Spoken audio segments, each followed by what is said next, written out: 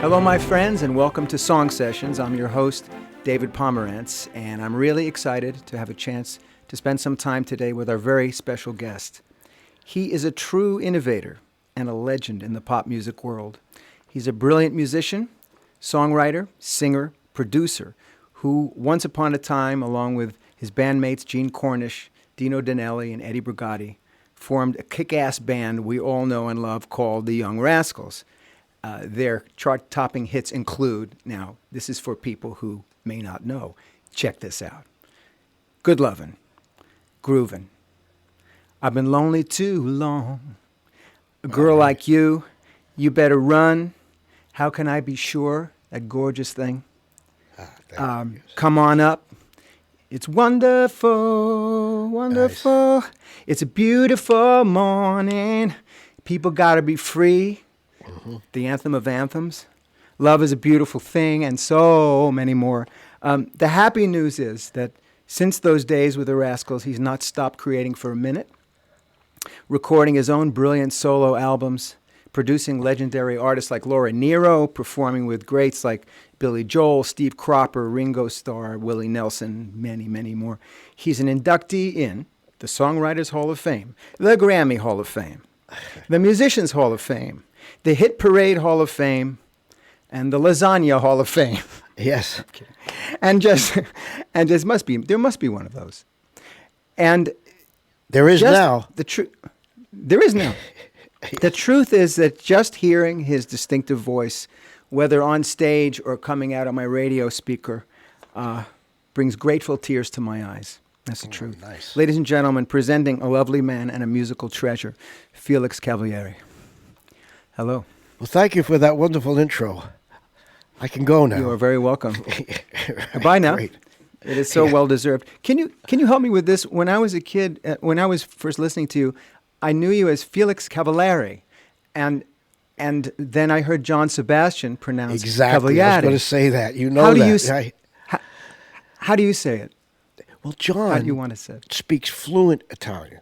I don't know if you're aware of that. His real name is an Italian name. Sebastian is not his real name. It's a stage name, so to speak. He pronounces it correctly. He pronounced it on TV Cavaliere because in Italian you pronounce all the vowels. However, in America, that's unheard of. So it's Cavaliere here. Cavaliere. And how do you say it? How do you like it? That's how I say it because it's a very interesting subject. Because a lot of people, a lot of artists change their name for a lot of different reasons. And most of the reasons have to do with either pronunciation or acceptance or kind of like, like John Mellencamp is the perfect example. I mean, you remember his story, they named him John Cougar and he hated it, But I really felt like it would be kind of insulting to my family to change my name was, because I'm the third FELIX CAVALIERE. And there's a reason behind that, and that has to do with where my family comes from in Italy. So I just felt like it would be improper for me to change it. That's how they pronounce it in America, so that's what I use. I love that. Perfect. Yeah. Yes, I had that with Pomeranz, but because I got a lot of that. You got ants in your pants, Pomeranz, and I got it, but I never wanted to change it because I wanted my friends to know who I was. Well, exactly, and it's a lovely name, and it's just not that hard to really figure out. That's a good one. Well, what ethnicity is that? Where does that come from? Well, it's actually, let's see, Pomeranz is Austrian. My family on both sides are from Russia, and the name is Austria. Gotcha. And it's interesting. It's a Pomeranz. So Pomeranz. And yes. I got to tell you something before we really get started. I want to gush about something. About a year ago, in the midst of the COVID boredom, in which you took full advantage and wrote a beautiful book we're going to get to in a second. Yeah, I had to. I was going crazy. Yeah. I'll bet. So there I was in my house, and I looked at, maybe it was Bands in Town or whatever was telling me about it, and I saw that you were going to stream a show, a concert. Ah, yes. And I can't tell you how thrilled I was. And I got my ticket. I went down to my kitchen. That was my front row seat. Right. And I got to tell you, I put you up on the kitchen table, and in my pajamas, I had the best night I've had in years. That's great. I swear to you. Yeah. Yeah. I swear to you. Well, that was I an was experiment. jumping around like a little 5-year-old. We wanted to try. My manager said there's this group of people here doing things called Hello TV, and the initial broadcast was for the armed services. So we said, why don't we do it, and we can also broadcast it again. As a matter of fact, we just remixed that.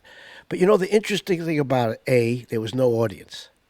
So basically, we were performing to camera people, and I was exhausted after that. In other words, I really noticed the difference between having feedback, such as you just provided, like you had a blast, and being there, like, emoting by yourself. I mean, really, seriously, I had to drive home that night. I said, man, I should have got a driver because I'm tired, It was really a very interesting experience without an audience. Well, I mean, communication is ebb and flow by nature. There's no question and that's about the thing that's the exhilarating aspect of it. So, but you were great. Well, thank you. I mean, it man, was fun, you were too. Absolutely great. They did it very well, and it was really interesting. We learned a lot. Very we well. really did. Well, it sounded great, and your singing is just so fantastic. I must tell you, I mean, I've always loved your voice, and you were the way you were interpreting the older songs and the new songs was extraordinary, and you were singing like you'd never sung them before, which is really a fantastic thing. It's true. Well, the band that I have, as you mentioned, I live in Nashville, and I've been fortunate enough to have these musicians who, they have this kind of like joy of playing music that we all have, to keep doing this after all these years. So when we play, it's like a joyous event. It really is. They love it. We love it. So it's not something that you're doing just, to get paid or, basically like it's a job, It's fun. And that comes across. Sure. Absolutely. Yeah. I want to ask you a question I've always sort of had about the Hammond organ thing that you do. Because it seemed to me that, first of all, on a pop record with a vocalist, I mean, I was aware of Jimmy Smith and others, but as a vocalist, I'd never heard Hammond B3 organ on a record, and not ever to that effect. And it was way before, Deep Purple and Vanilla Fudge and all the organ bands that came. And you were the first, as far as I know. I'd never heard it before. Well, I think Steve Winwood also had it in England, but it was different the way that way that I perceived it. When I first heard this instrument, I was at a club in New Rochelle, New York, and it was a trio. It was an organ, drums, and sax. The organ player, first of all, I had never seen one of these before or heard one of these before, filled up so much of the sound spectrum. Like, for example, he was doing the bass.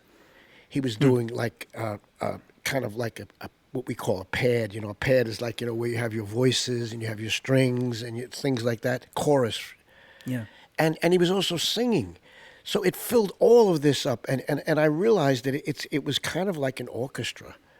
So that is how I kind of like envisioned this Rascal sound. Is like they have these speakers called Leslie speakers. I don't know if you're familiar with them. But basically what it is a box that was attached to a Hammond, which is a whole story unto itself, that spins. The speakers spin. See? So as they spin, they permeate the room. See?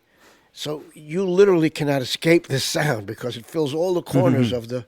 And that's really the secret of that thing, that Hammond is like, it really gets you, It's an amazing invention. Absolutely. It growls. It is so male, it's just... Very interesting, interesting, because it comes out of Chicago, as you know, that was the home. Huh. I did not know that. Is that where it was... When it's interesting you mentioned Stevie Winwood, because I guess the Spencer Davis group had that. Yes. Well, they Right, did. back They in the did. day. They didn't quite feature it like I did. I mean, but basically, what No. what they were doing was on. I think it was on a Hammond, and So there's been people before that have used organs. Not many used Hammonds, however. Like the person that I started with, Joey D. in the Starlight Peppermint Twist, he used a Lowry, Yeah. Lowrey, which was totally different. It was a tube organ. But if you listen to Peppermint Twist, you'll hear that. There's a lot of different ones. Yes, I but know the not sound. Not like this. This was different, Right. So the Lowry would be between the Farfisa and the Hammond B3. It's in Well, between. the Farfisa has a very interesting place, exactly. Because, I always say it like this: chiropractors love me because the B3 is like 500 pounds. So if you're carrying that around, you need a doctor. Oh man. Yeah. Well, how did you the whole business of playing the pedals entrances me because when I first saw you play, I couldn't believe what I was looking at. Yeah. And how did you learn to do that? You just pick that part. I know you're classically trained and all of that, Right. but in terms of the pedals, how did you come to that? Well, you mentioned Jimmy Smith, and basically when I first heard his work, that he was kicking bass, So I said, well, that's how you play this instrument, So if you want to ride a bike, let's ride. And I was riding it, so that's how he was playing it. So that's how I learned to play it. Oh my Yeah. God! So Yeah. so if in Good Lovin' you're going doom doom doom Right. doom doom. Well, that's the advantage of studying music. If you Good study grief. music, I mean, if you study music, you know music. Okay, so now you have to do something, that's called a bass. That because we know all about that. Especially in classical theory and stuff like that. The piano is another instrument that encompasses the whole orchestra. You can get Right. everything on the piano, and so I'm really thankful that I learned that. Oh yeah, well it's signature, and again, as I mentioned briefly, it really paved the way for a whole movement in pop music.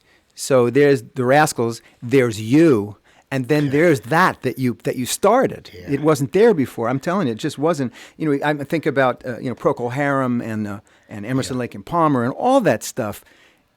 They had to have been fans of yours and listened to those records and went, I want to do that. Well, I don't know. I just know that prior to that, guitar, which is still probably the best-selling instrument when you look at the sales of like musical, gear. Guitars mostly, Elvis and But then along came the keyboardists such as Jerry Lee Lewis and Fats Domino and Little Richard playing the heck out of a piano. But the problem that I had with the piano was guitar players. Because they're so loud, you see. Now you're pushing a piano, which is non-electric in those days. Right. You don't really have a chance. I mean, of being heard, And so we used to. The pioneering of rock and roll bands. We used to drop a microphone in the back of the upright, and of course that sounds like. Tony will tell you what that sounds like, rattling around. But you couldn't be heard, and your fingers literally would be hurt because of the fact that these guys, they just turn a little knob and they're blowing you out of the room. So Sure. When electricity joined the keyboard world in the form of synthesizers, which was much later, that was a tremendous advantage right there, and I jumped right on that as well. Thank goodness now we can. I won't say the word because seriously, it shouldn't be a competition as to who's the loudest, but it is. No, I know. Well, it's Yeah. true. It's true. Well, it's got to be of one, I mean, it's at least got to be Of a one, pair, of one. a parody of, In college, I was in a band. I went to University of Cincinnati and was in a band called the East Orange Express, and we had a keyboard player. I was the lead singer, and I had a keyboard player who played Hammond B3, and he did a lot of drugs. This guy was really, it was hippie time anyway, right? Professional. He was a So- professional. He was a professional hippie. Yes, he was, and he was a great player. But here's the deal. Here's why I'm telling you this. So what he would do is he'd be playing, and his eyes would be closed, and his head is back, and his eyes are closed, and he's playing like a house of fire. I mean, he's playing really well. He's just crashing the thing, and he's playing. And I asked him, "What are you doing? Why is your head back like that?" And he said, "Hey, man, I see the keys, man. They're right up here. And I'm playing what's in my brain. I don't know what he was saying. Yeah. Interesting. Anyway, that was her. It was so you interesting. were a bear Yes, cat. Is that a bear? You were a bear cat, huh? Yeah, for a minute. Hey man, That's they, right. they did very well this year. They did very well. I mean, they got to the, Did they? the playoffs in the college. Oh yeah, they made quite a performance. They're coming up. Yeah, Oh, I'm a amazing. big See- sports fan. Excuse me. Yeah, I was going to enjoy ask you. So like Yeah. college and pro and everything, just Yeah, football or the whole thing? I really am. Yeah, when I went to Syracuse, I kind of got indoctrinated in sports, and plus I grew up near Yankee Stadium. I just love it. I find a lot of musicians want to do sports, and a lot of sports people want to do music. We have this symbiotic type of relationship. But I do. I enjoy it all. Yeah. Oh, so you grew up. I know you were raised in Pelham Manor, but did you Right. start in the Bronx? Well, Pelham Manor abuts, like major cities such as the Bronx and Mount Vernon and New Rochelle. So we were really close, 15, 20 minutes away. Oh, It I really see. doesn't count. But I see. it makes a big difference in sanity. I'll tell you that. Because, my parents were... Getting at it. They were interested in having us educated properly, and so they moved to a town that they really couldn't afford in those days, so that we could get educated. And again, same with the lessons that I took, that it paid off. Yes. Well, it's interesting to me reading in. I've read most of your book actually, which is wonderful, and I'm going to Great. tell everybody about it and really strongly, because it's really exciting book. It's very, very interesting. Thank you. That's great. And it just yes, it's true. And learning about your mom and dad. Your mom wanted you to play piano and play classically. And I know they were both professional. She was a pharmacist, and your dad was a dentist. Yeah, Correct. is that right? Yes. Okay. But what I was interested in is, so she asked you to play the piano lessons, and did you? I realized you twigged along the way that wow, music and wow. But were you twigging? Excuse the expression. But were you realizing this while you were slogging through the classical training? Did you feel like you wanted to be a classical musician at that time? I really never really felt that desire to do that. I mean, it's a very different world from, being a regular musician, because first of all, it's very difficult. And like everything else, there's a lot of politics involved in that world, and there's a lot of kind of like, who you studied with and where you went, and then of course there's a tremendous amount of practice involved and a tremendous amount of dexterity in your fingers. The thing that, kind of discouraged me, for want of a better word, was the lack of being creative. In other words, you play the written word, period. In other words, when Mr. Bach wrote that, that's how you play it. You don't interpret. Right. Unless you're a conductor, you may have some freedom of movement to, kind of make it a little louder, a little softer, a little deeper, But when you're playing somebody's written, sheet music or music, you don't. And that's what, because I really felt the desire to create, and I still do. I think that's one of the lucky things that I have, because I really love doing that. Yeah. Oh, yeah. Well, you do it so well. And when you see a conductor like Leonard Bernstein fire up an orchestra, or, any of these legendary conductors, there seems to be that element of creation that doesn't happen in that, sloggy, pedantic, that is the composition and you play it like that. Exactly. But when you're playing at that level, it's on fire, right? And I suppose it could be just as satisfying as what we do in pop music. Well, it can be, and even more so, because when you being like, for example, Toscanini, which was during my. There you go. He was. If you can, like, in other words, when you produce an artist, what you really are supposed to do, besides making it into a sellable product, which is just the business side of it, music business. you have to tap into the kind of being or the soul of that artist to see what he or she is trying to project. You know, and you mentioned Laura Nyro earlier. She was a perfect example of somebody who was really, really trying to project something that she saw. Not the same place that your keyboard player saw it, but she saw it. You know, she saw this vision of her sound. Now, your producer is supposed to reproduce that. I believe that these conductors who become very, very famous, like Salty and Toscanini, and you know, they tap into Mr. Tchaikovsky's vision. There you go.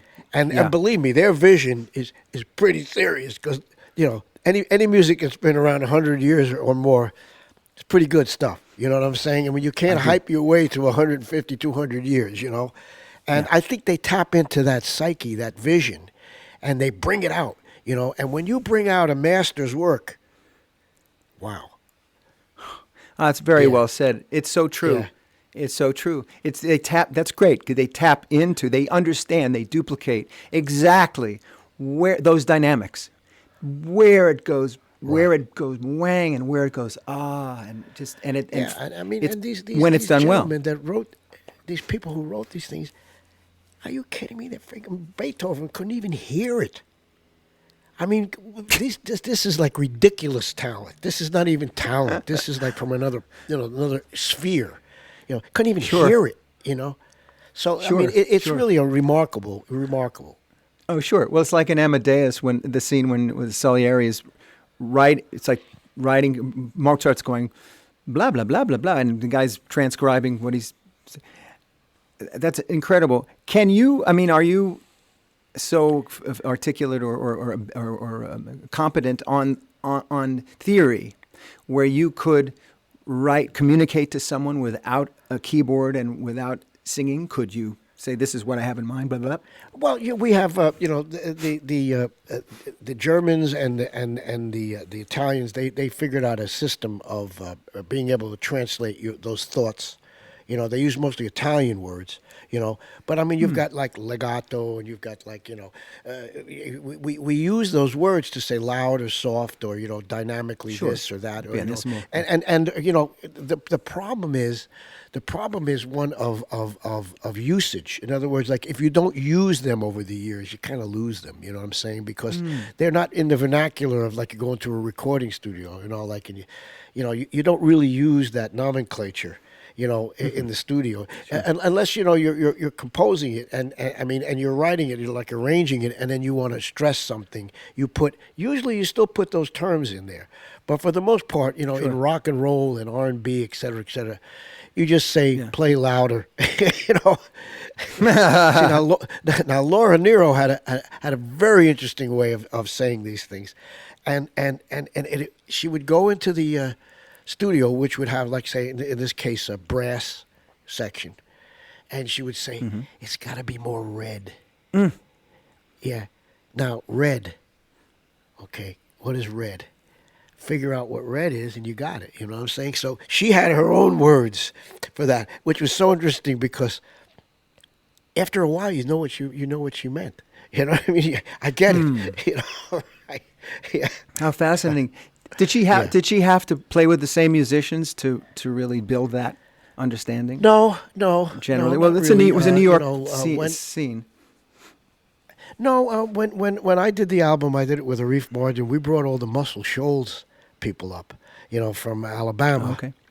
Who were actually people played behind Aretha most of the time, and you know, here you have a bunch of Southern gentlemen who, you know, just yes, ma'am. That's how you want it? Yes, ma'am. Yes, ma'am. You will do it. And they were so kind and gentle that she felt right at home because some artists, especially artists as different as she was, they're threatened by other people in the room. Like, oh, you know, you're coming into my music. You know what I'm saying? You're touching my music. You know, and really, I mean, I understand that because she wanted what she heard in her brain, in her mind. And any interrupt, like for example, drums. Now she did an album with Gamble and Huff, the people from Philadelphia, the very famous R&B. She didn't even want drums. Now that's not easy. She didn't like that interruption of sound. So it's really interesting. Like the different ways that people hear, what they're creating. Yeah, she seemed to be a wavelength girl.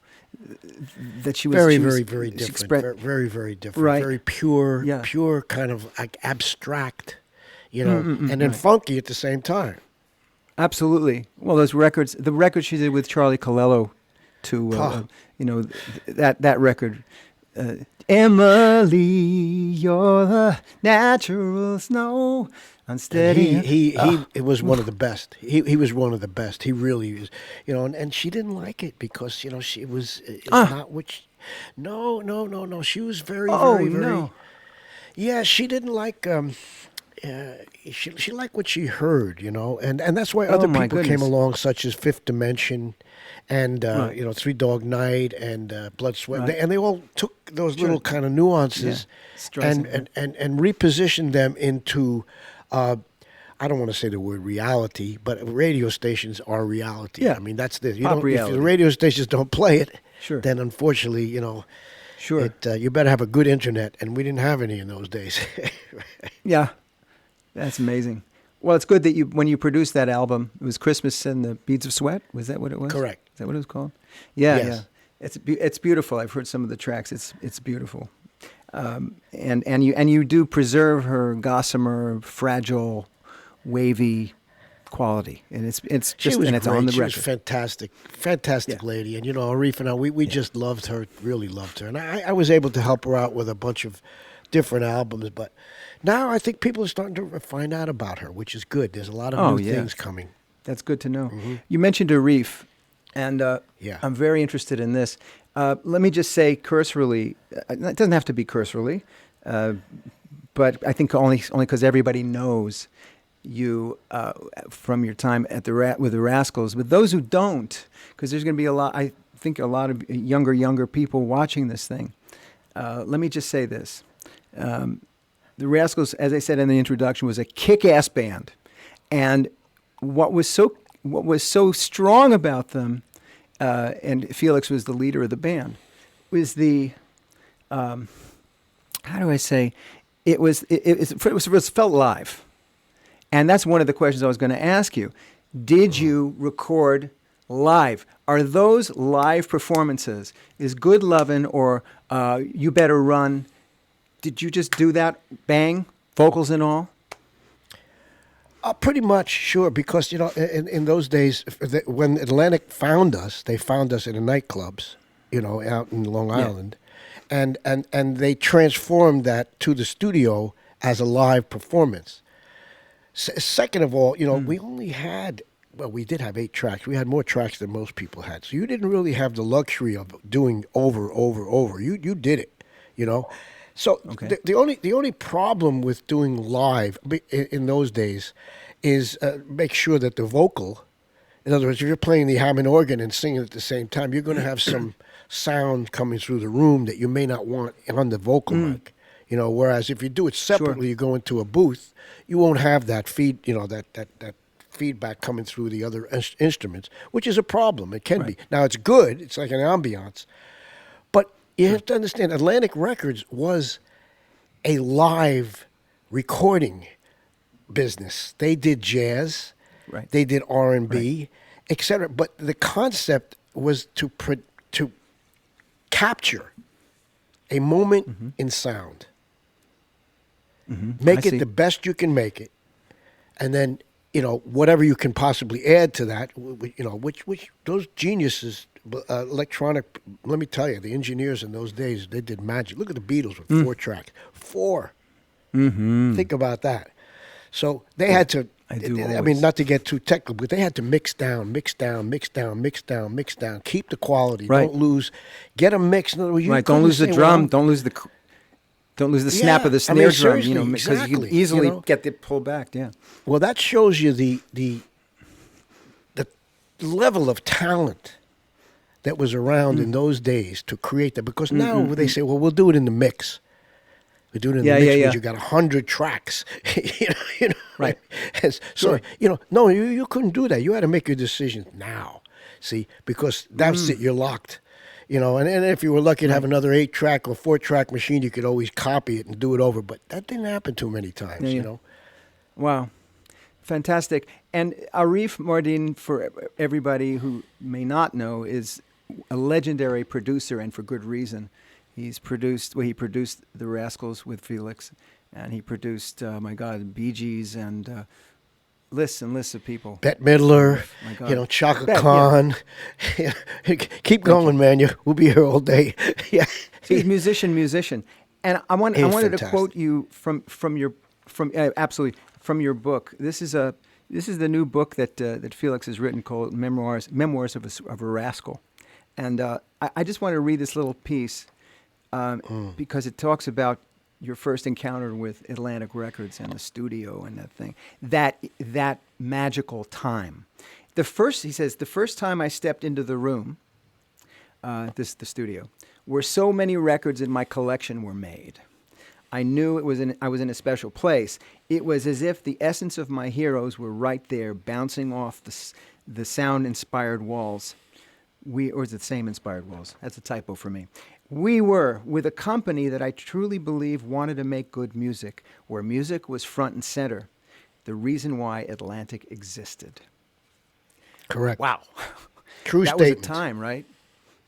Wow. Well, when you walk into a studio that Ray Charles has been in, Miles Davis has been in, John Coltrane has been in, and many, many, many more, Benny King, et cetera, you feel that. And that's one thing that they don't understand, they meaning the people who turn these beautiful rooms into offices, It's a shame because there's a lot of those rooms that are no longer in existence. And I'm talking about, you talk about Leonard Bernstein, they made all that music at Columbia. Those studios, Magic, Mitch Miller, all these people, those vibrations, they're in the room. When we did GROOVIN, we were in a studio called Talent Masters, which is on 42nd Street in New York City, where James Brown used to record.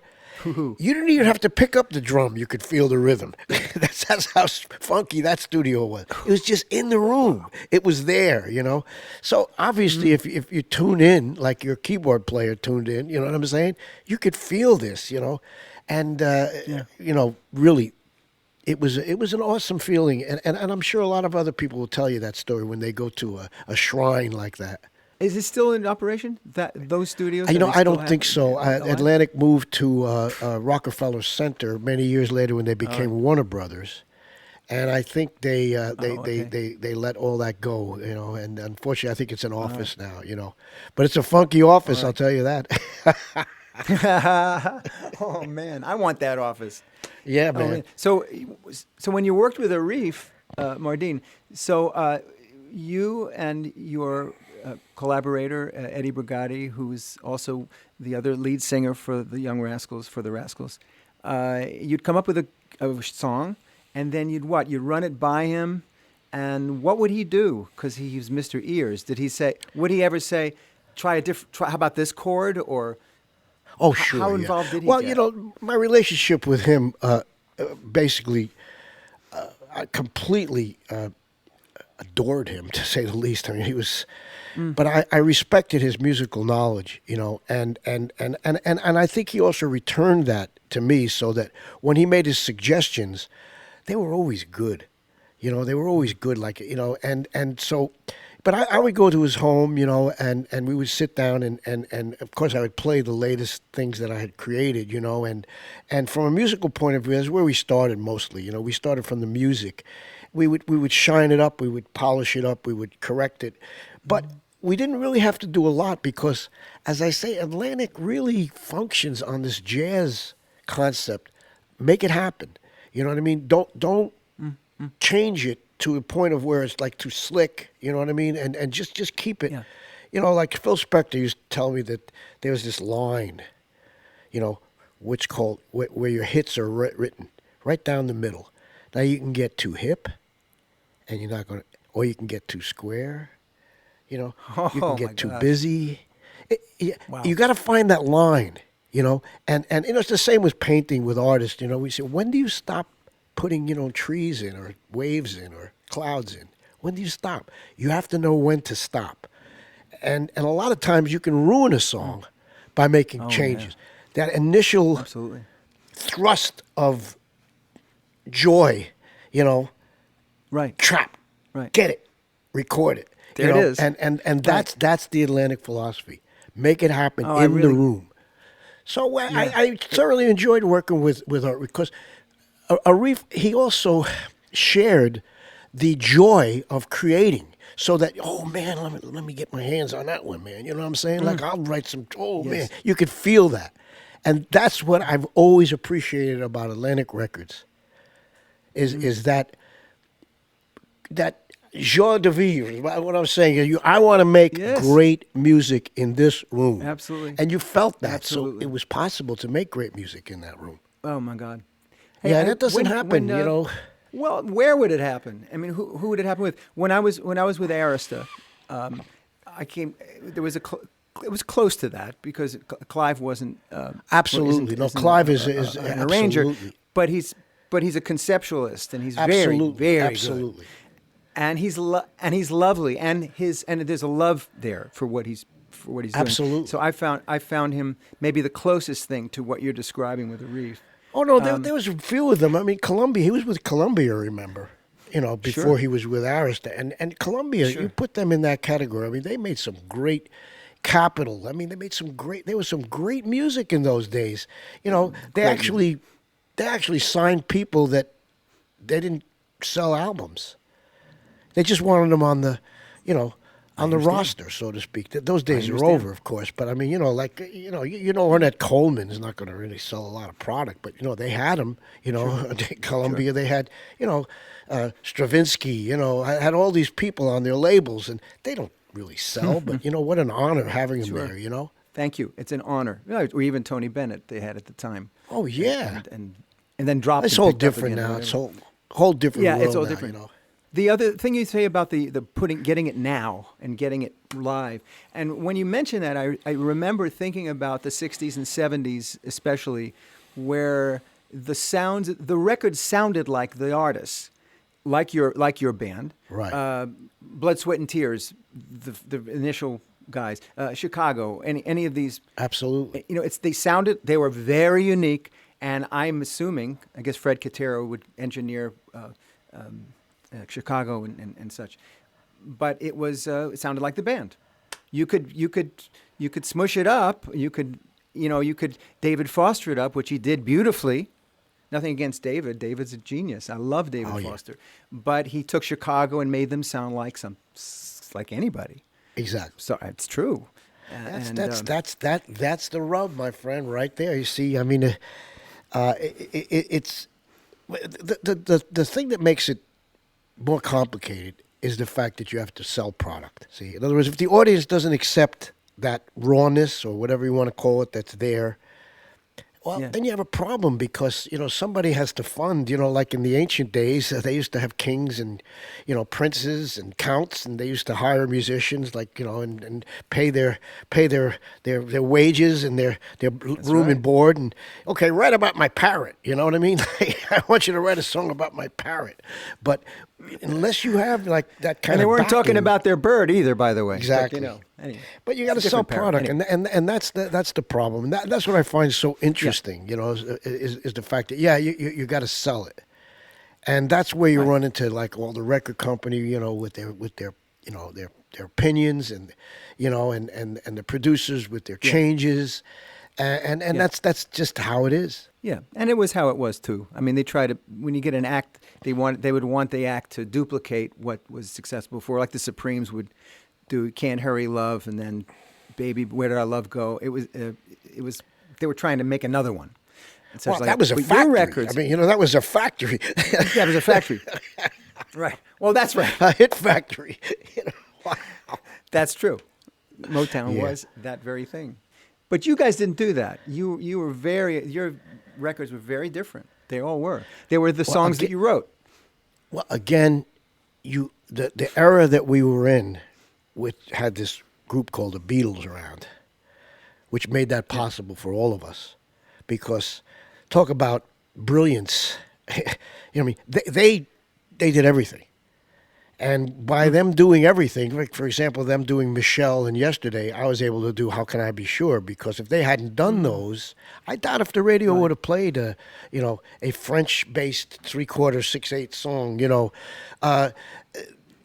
That was different in those days. There wasn't quite as much. How should I put it? Demographic. Catering to as there is now. Now the radio stations basically they have an audience. They play to that audience because the advertisers buy for that audience. It's not the same. Right. No. In the old days, the radio stations played everything. They played Peter, Paul, and Mary. They played Kingston Trio. They played, Spencer Davis, as you say. They played Ray Charlton. Not anymore. I mean, those days are over. But we still have, tremendous. To get into theory, like Woodstocks what turned everything around. That was the turning point from, how should I put this, purity to corporations. Right there. Well, people came in. But I'm sorry, the performances at Woodstock were the purity generation. Yes. Of performers. However, but you're saying, but then they took that and packaged it. Well, they said, look, From Wall Street or companies said, hey, man, look at these boomers. There's a big audience out there. Right. How can we tap into this? Well, I'll tell you how. Instead of having God make the groups, I'm going to make the groups. You got the boy bands, and you got the, all this and that. I mean, God didn't make the boy bands. RCA did, or somebody, you know what I'm saying? So they changed God it. made They the took boys, but they didn't God make made the bands. boys, exactly. But I mean, it's just that's evolution, or lack thereof. That's what happened. And now to talk about now. Yeah. I think we say oy vey, oh my God. I mean, now, oh my God, it's something else out there now. It's really something else. Yes. I don't generally say anything like this, but let me say it. When I listen to the radio now, and I have stations that I listen to. I listen to the Broadway channel, classical channel, blues channel, and the Beatles channel. That's all I listen to. Well, that's pretty cool, right there. Yeah. Well, it's on Sirius. It's on Sirius, so I go right. beep boop boop beep boop, whatever I like. Right. But the point I was going to make was, and then I'll go to the pop music channel, the down the middle pop music channel, and right now, it's Billie Eilish was such a phenomenon in terms of the sound of that pullback of sound and the little whisper sound, and this, and then I go on the radio, and all the women, and 80% of them, are doing that imitation, and I'm going, wow. Yeah. Is anybody noticing that? I mean, I actually can't listen to it. I listen. It's another precious voice, and I go, wait a minute. What do you sing like? And the irony is that Billie Eilish sings really well. Yeah. Billie Eilish is actually. I don't know if you've ever heard her come forth, and she really has a hell of an instrument. But it's a fascinating example of what you were talking about, the corporate idea, the mentality. Well, this is what happens when I've been asked to speak at some of the music schools and things like that, and you see all these young faces looking up and saying, "Well, what do I do?" You say, "Well, I don't know." I tell you what, I don't know, because what I try to do, though, seriously, is to tell them that, look, you have to understand, the times, they are changing, and they've certainly changed to a point of where it's a whole different, way of life now to be a successful musician. However, there's a lot of different avenues where you can be a successful musician without being a star, so to speak. For example, the people who do the music for video games. Just ask any bank; they'll tell you how lucrative that business is. You don't know their names, and so there's the problem right there. Well, okay, I don't want to really do commercials, do I? Why not? You make a fortune, Video games, who cares if they know your name? I mean, you're kidding. I mean, and then there's a lot of other avenues. But to pursue that, like way that we came up in the old days, wow, it's really different now. But you do have the internet. The internet makes a big difference. That's true. That's true. Yeah. And then you got, Ed Sheeran pops through, and you get guys, and there are others like him that are carrying that in that tradition. And it's ironic and interesting how the integrity of what he's doing. Yeah. It's what he's doing. It's Right. his statement, Exactly. and you feel that, and you honor it, and you enjoy it, and then it becomes unusual. It's the thing that it's the thing that pops through, and people go, listen.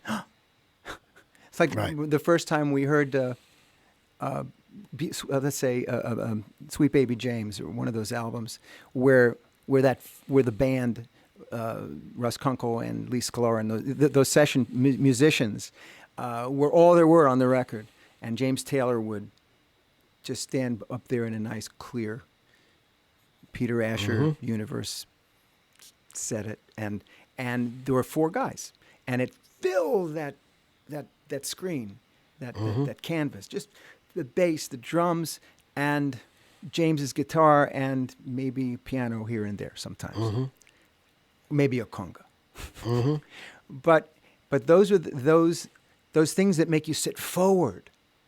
Yeah.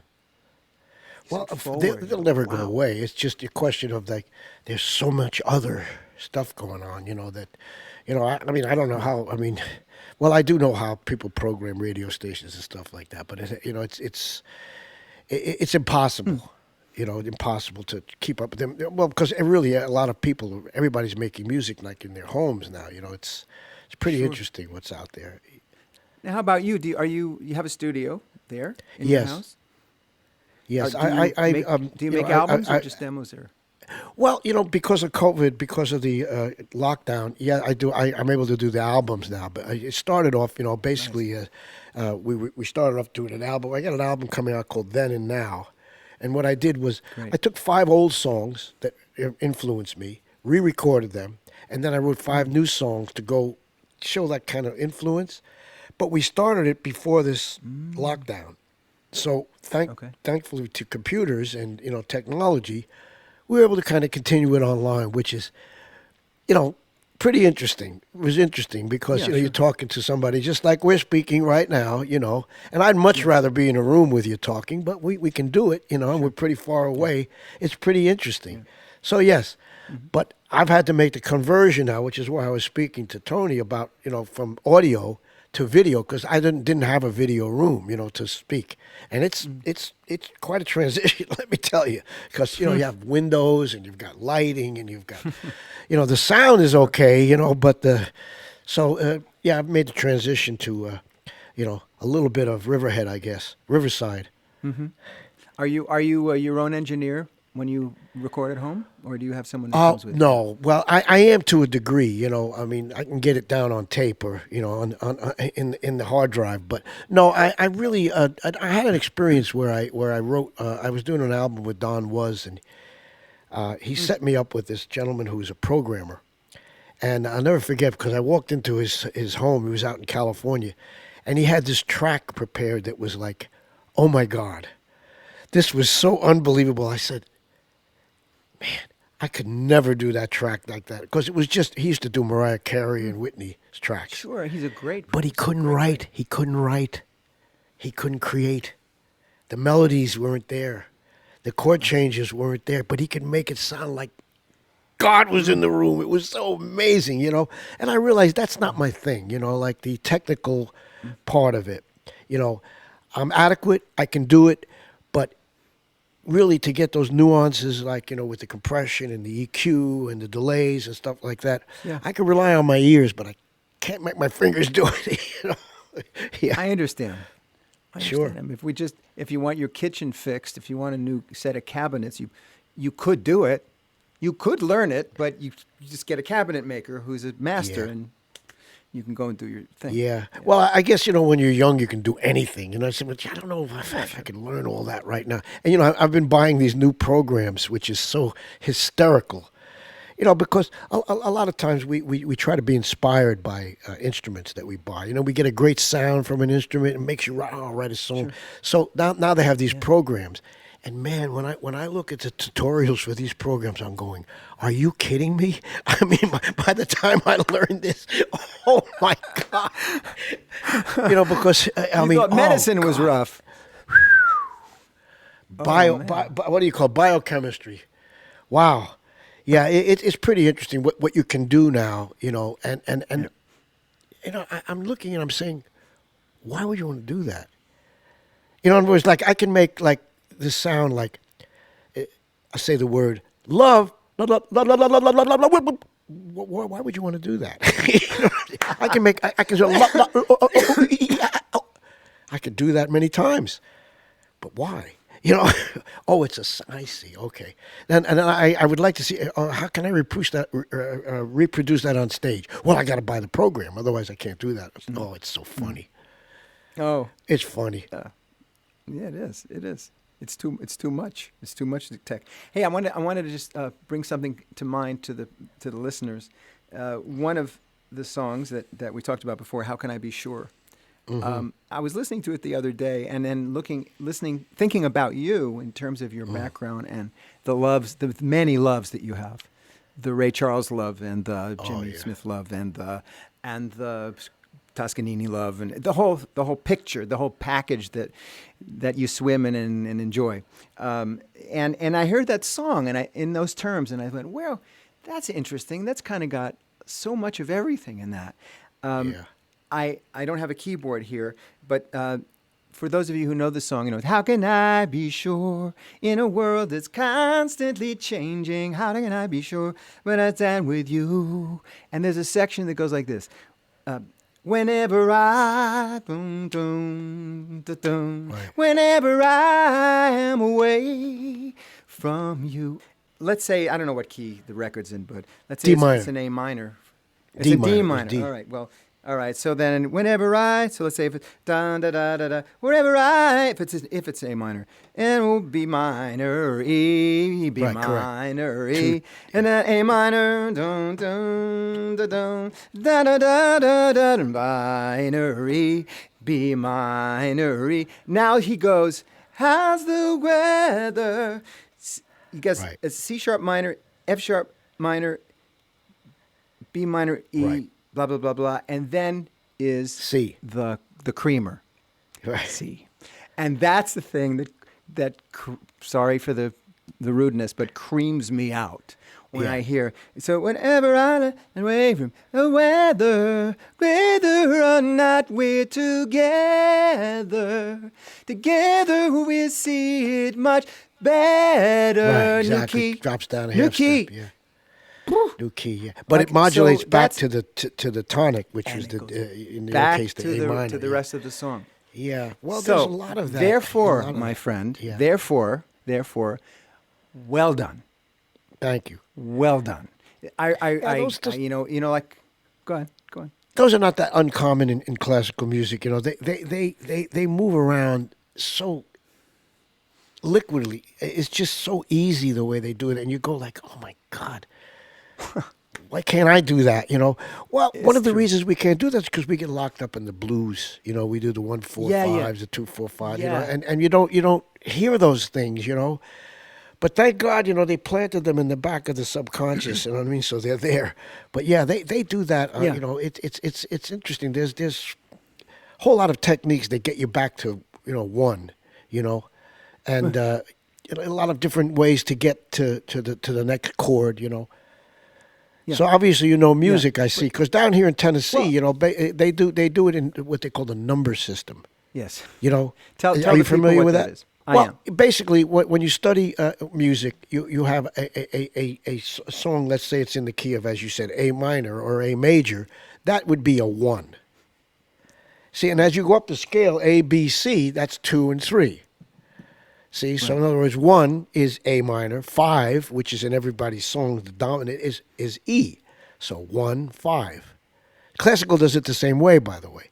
They do exactly the same. They had that nomenclature, 1, 5, 2. What they do down here in Tennessee, down in Nashville, they've invented what they call this number system. So basically, when I go into a studio, if you are the singer and I wrote the song in A minor, and it's a little high for you, G, 1 in G is the same as 1 in A. 1 is 1.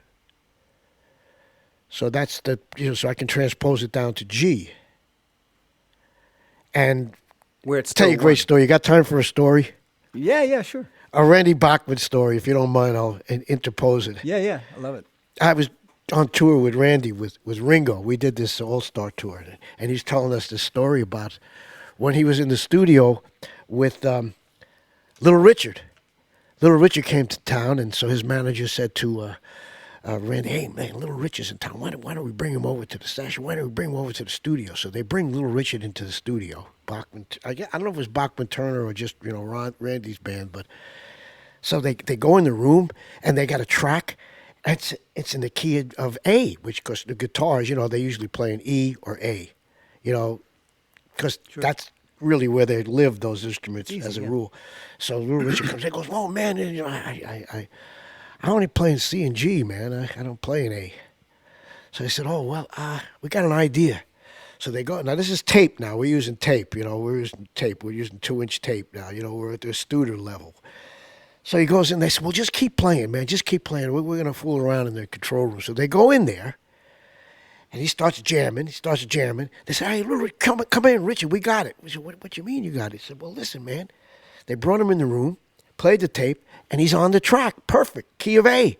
They said, hallelujah. He says, how'd you do that? Hallelujah. He says, oh, no, man, this is how we did it. Basically, we just took the tape, sped it down, lowered the speed from A to G. Oh. You played in G, and then we brought it back to A. And he said, you mean to tell me all them years I'm screaming my tail off, man, all that guy had to do was lower that damn speed? That's awesome. Yeah, but he could have wound up sounding like Alvin and the Chipmunks, for God's sake. So, that's exactly how they did it. He works on the piano, but exactly. Randy has a lot of stories. If you ever get an opportunity to have him on, man, talk to him about his past tense. Oh God, he's got some great stories. Jerry Lee Lewis stories, and oh my God, interesting stories. Yeah, those parts are great. Yeah, he's great. He's great on the Beatles channel. He and his son have a show. Oh, do they tell stories too? They tell stories, and they pull apart the compositions, and they play it on the guitar. Yeah. Look what he did there. And they went. Oh, nice. Oh, they really. Yeah, it's fun. You'd enjoy it. All right, let's see. I have so much I could ask you. I'll just throw something out at you just because I've always been curious. Gene Cornish, your guitarist in the Rascals, very unusual player, really good player, obviously. But those things where and say on Good Lover, and everyone went that and then you got to run that slidey thing. Was that his invention? I think so. Did he just come up in rehearsal and go, I'm going to play it this way? Wow. Yeah, basically, he came from Rochester. Actually, he came from Canada. He came from Ottawa, down to live in Rochester, New York. Really was not exposed to R&B as a rule, until he came to New York. And when he came to New York, and he was working with Joey D. He was also working with us. He basically had to find his R&B world because he did not grow up with it, And he found something, that was kind of in between. He likes to call it rockabilly, like the people that were doing blue suede shoes and things like that, Sure. But yes, those were his. In other words, that was his way of saying, 1 4 5 4 5 4 1 4 5. D G A G A G. That's how it came out. What a great way to say that, just to anticipate those things in a slide way. I love that. Just love that. And then Dino Danelli, of course, your drummer at the time, who is a phenomenal drummer. Yeah.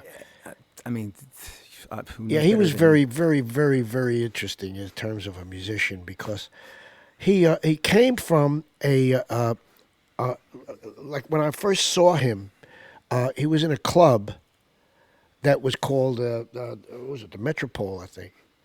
And basically it was a club, it had a window so you could see in those days, a band.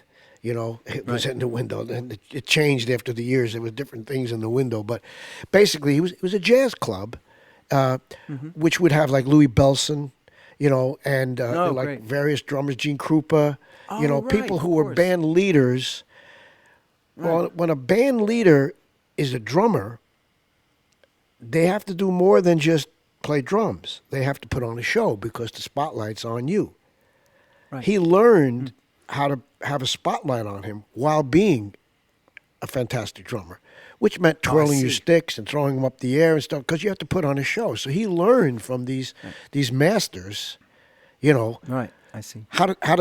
Well, not many people, certainly in the rock and roll field, had ever done that. They played drums, but they didn't put on a show. So he started put on a show. And it just was phenomenal. And then his drumming, he had an advantage, kind of a tacit advantage because of the fact that he was left-handed, and he never turned the drums around. So like Ringo, same with Ringo, right? His snare, similar. I guess, his snare hand didn't have to be developed; it was already developed. That was his dominant hand. So now when you have a snare is like, bop, instead of like, well, I got to build Bang, up my yeah. So it's just interesting how things happen, So that was what he brought, as well as just a great, I guess you call it a rhythmic sense. Very, which is kind of like, I guess you have to have that in your genetic makeup or something. I don't know, but he was very strong, very, very strong. I mean, it was like having a freight train, like approaching your car. I better keep going, or this guy's gonna run me over, man. I mean, it was just so strong. It was great, great playing with him. And his pocket was impeccable. Where he played. And I saw you guys in was it 2015 when you did Broadway? Was that when it was? Yeah, probably 13, 14, something like that. Or was it 13? Pardon me. Yeah. Yeah. And I watched your. I didn't make it to the show live, but I saw it on YouTube. Right. And it was so great. And I saw how hard he hit, and I went, my God, he's just like you say. I will tell you really quickly, when I was a little boy learning to play the drums, and my parents gave me drums in the den, and I set them up, Slingerland, blip blip, and I had a hi-fi, and we played your records. I played Mickey's Monkey. Ah, there you go. Playing the drums, right? Oh yeah. Cranking up the hi-fi and just pounding but of course playing the drums, I was going to be Dino. So in the window in front of my drums, there was a reflection of myself, and I did his shtick. Were you able to do it? Yeah. Yeah. Well, no. Oh yeah. It's not easy. No, and keep a beat. It's not easy. It's bad enough twirling but playing it to say yes. Well, I remember one time we were playing it. You had his face. Well, good. We were playing at Shea Stadium. Yeah, go ahead. At Shea Stadium, they had a stage that I don't know if it was supposed to turn, but it started turning, and he started falling off, and while he was falling, his drums, they weren't tacked down like they were supposed to be tacked down. He's still playing to keep the time, going. Wow. Yeah, wow. That's what it feels like when you try to twirl and do all that once. Whoa, my goodness. Yep, that was his thing. Yeah, it's just great. Greatness. Well, God, thank you. I just want to end off by saying a couple of things. First of all, what a joy it is to talk to you after all these years of wanting to, and now here we are. You're a very socially conscious person, and the band was, and I don't know for sure that it was because of you, but I would think at least a large part because of you, that the idea of communication between people being the cure-all for the ills of the world, and the simplicity of it. That it's not it's not hard. Love is a beautiful thing. People got to be free, You know, all the world over, so easy to see. People everywhere just got to be free. And these statements, just like John Lennon would write, all you need is love. You can look at it and go, in a way, you can go, how trite, but it's not trite because it's true. It's just true. You know, all the world over, so easy to see. People everywhere just got to be free. And then the work that you did beyond the music, you've been so involved and so heartfeltly trying to wake people up to the fact that this can work, guys. Yeah? Well, that's what our that's what I generation get was from trying you. to do. Yeah, that's what we're trying to do, you know. You know, basically those days, the peace and love and happiness all over the world, you know, and the, you know, imagines and all that. We were pretty serious about that, you know, and you know, basically I studied many years with a guru, you know, and you know, I still have that type of we are one. It depends on your philosophy, you know, but if your philosophy enhances or includes the fact that God is everywhere, and we're all one. So what's the difference? The difference is in your mind, man. So if you're going to keep it in your mind, okay, well, it will keep killing each other, okay? But you're still, whether you like it or not, we're all one. We're all made of the same. Sorry, I know some people don't like that, but too damn bad, man. That's what you're made out of, bro. Truth. You know, It's the truth. Exactly. And that's But, you know, the answer it was to the a whole philosophy. thing. It's it. No, Yeah, but I it mean, is, and it still is, and it lives in you. Obviously, your songs don't stop doing that. You don't stop saying that. And I think it lives in a lot of people. But we, you know, the people that came from those years, we went after that philosophy, you know, and put it inherently in our bodies and in our music. And today, I don't know. I guess they're still there. They can't disappear, but they're certainly not the mainstream, you know. Yeah, but so what? But what I'm saying, yes, it's not the mainstream. You're right. Not the mainstream. But I'm trying to. But what I'm saying is, you and I and others, many of us, understand that it's only going to come about by backing up out of it and seeing what's really true, which is what you said. That's the truth. So, you know, you're Republicans and Democrats, and it's the leaders, and it's his fault, and it's their fault. It's nonsense because you're in the soup, you're in the mud. You come out of that, and you take a look at what's happening, and it's what you said. We're of one. Sorry, of one that's beingness. what's there, man. You know, you can keep running from it, but you know, it's just a question of like I think, you know, the way that the media, you don't learn these things online, you know, unless you look. But you learn the opposite online every single day. You learn, you know, other things of, you know, like I want philosophy. Just look at commercials. I mean, my God, I want. Oh, I need. No, you don't. You know what I mean? You know, but the bottom line is we're not pushed in a direction where you can learn those things. And you know, if you're not pushed in a direction where you can learn those things, you still could be all right, because I think they're in us all, you know. But you need to have a spark somewhere, you know. Something's got to light your fire. You know? Sure. We'll see. Sure. Well, yeah. But the spark is you, and the spark is me, and it's us. That's what us we're guys. here for, bro. That's what we're here for. That's why I enjoy speaking to you, and I especially like your musical taste. Those 4 channels that you listen to over at Sirius, they're pretty cool, man. Yeah. See, that's music, man. You're listening to music. You're listening to stuff, and, you know, that's you know, you can actually hum. You know. Yeah. You know? It's like you could hum that tune. Exactly, yeah. Yum diddy bim bum bim.